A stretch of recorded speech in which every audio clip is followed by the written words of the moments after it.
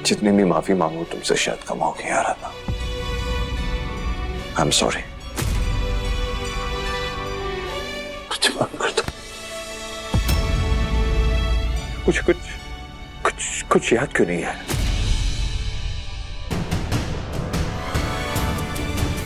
इस बात का यकीन नहीं है मुझे, बिल्कुल यकीन नहीं है। मैं यकीन करती हूँ साहब जी।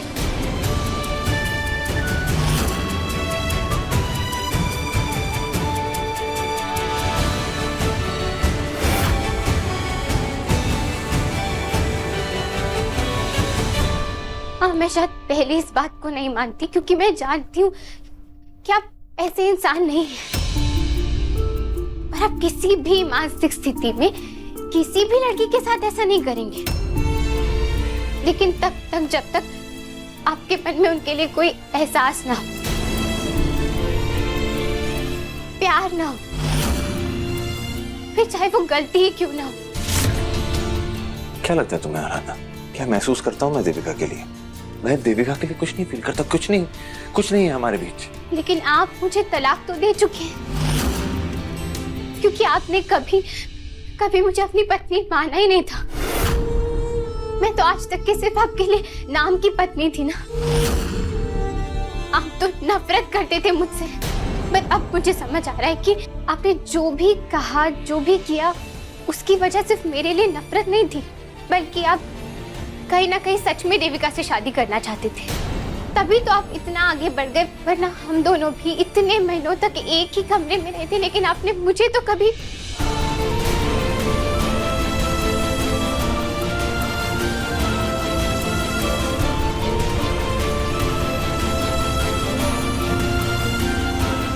मैंने जिंदगी की हर मुश्किल, हर कठिनाई का सामना हमेशा हंसते हुए किया है, क्योंकि मुझे मेरे दादू ने वही सिखाया था।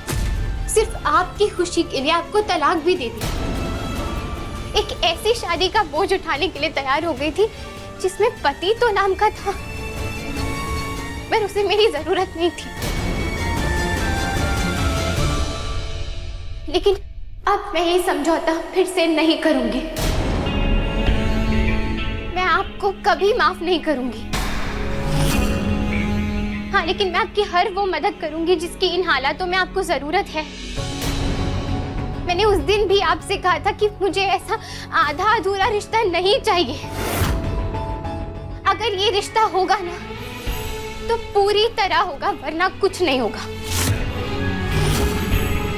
लेकिन अब समझ आ गया कि हमारा ये रिश्ता ना हमेशा से आधा ही था और ये आधा ही रहने वाला है। ये कभी वैसा हो नहीं सकता जैसा मैं चाहती हूँ।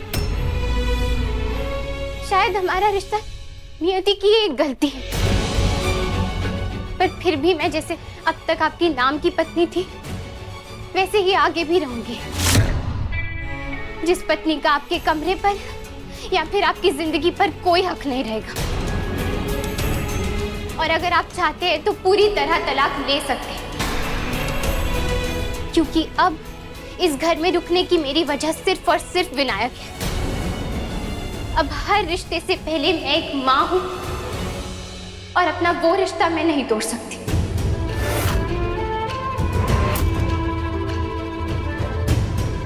मुझे जो कहना था आपसे मैंने कह दिया। अब आप मेरे कमरे से जा सकते हैं।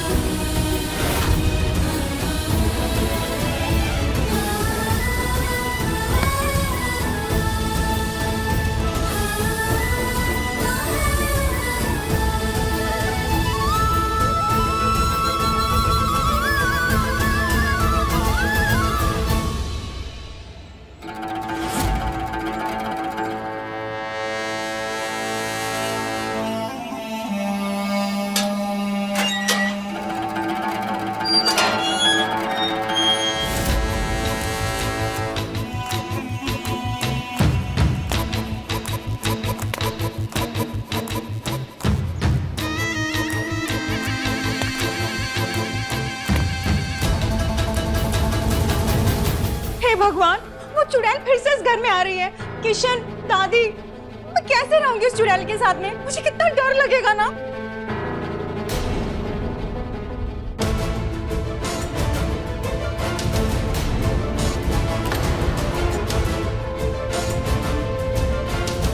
मेनका, सुबह से कहाँ थी तुम? तुमने फोन भी नहीं उठाया। माधव तुम्हें ढूंढ रहा था। कितना अनर्थ हो गया यहाँ पर।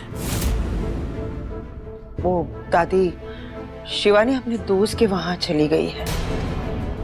अब उसके डैडी के साथ जो कुछ भी हुआ उसके बाद वो सदमे में है।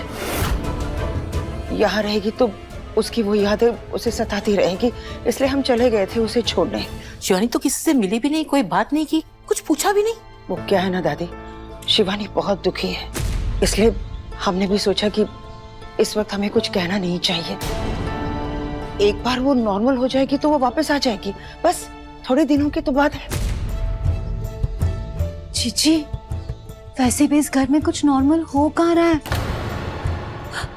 दादी, अब देखिए ना, ये कितनी अब नॉर्मल बात है कि बड़े भैया का बच्चा देविका के पेट में है ना दादी? डिम्पल, तुम अचानक से फुसफुसाने क्यों लगी हो? जीजी, अब जेठ जी ने काम ही ऐसा किया है कि अब मेरा मतलब है, अगर कोई सुनेगा तो क्या इज्जत रह जाएगी हमारे परिवार की, है ना दादी? मेनका, हमें ये बात दुनिया से छुपानी होगी और इस नर्स बेटी को भी संभाल कर रखना होगा, इससे पहले कि हमें पूरी तरह से बर्बाद कर दे। हमें अपने वारिस की सुरक्षा के लिए ये करना ही होगा।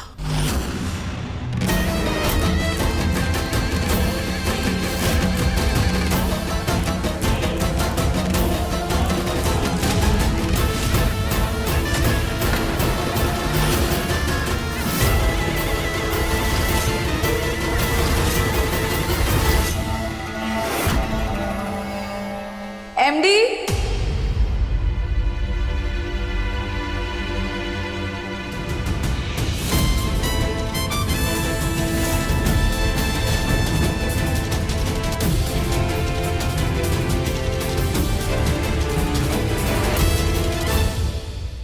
दादी, आप लोगों ने आज तक कभी मुझे इस घर की बहू नहीं माना और इसीलिए मेरी शादी में भी इतनी सारी रुकावटें आई थी।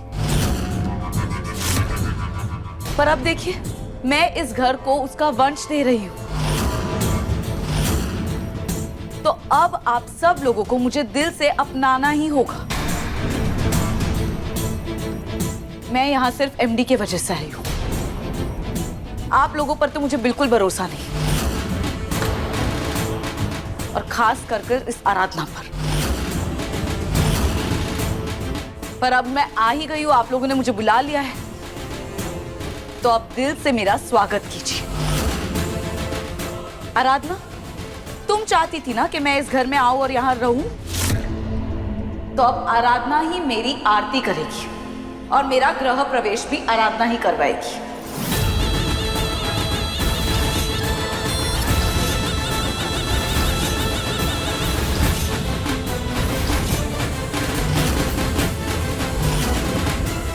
आओ आराधना, आरती करो मेरी।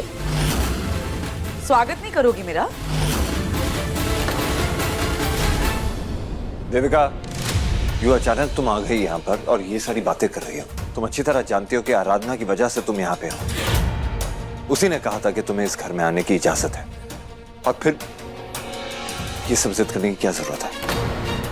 माधव सही कह रहा है देविका, ये सब की क्या जरूरत है? एमडी, बस देविका, बस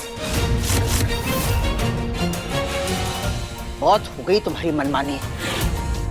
हमने तुम्हें यहाँ रहने की इजाजत दी है, इसका यह मतलब नहीं है कि तुम्हारी सारी हरकतों को हम भूल जाएंगे। बहुत झेल लिया तुम्हारा ये नाटक, अब और नहीं झेल पाएंगे हम। मैं कौन से नखरे कर रही हूँ दीदी? मैं तो यहाँ आराधना के बुलाने पर आई हूँ, पर मुझे इस लड़की पे कोई भरोसा नहीं।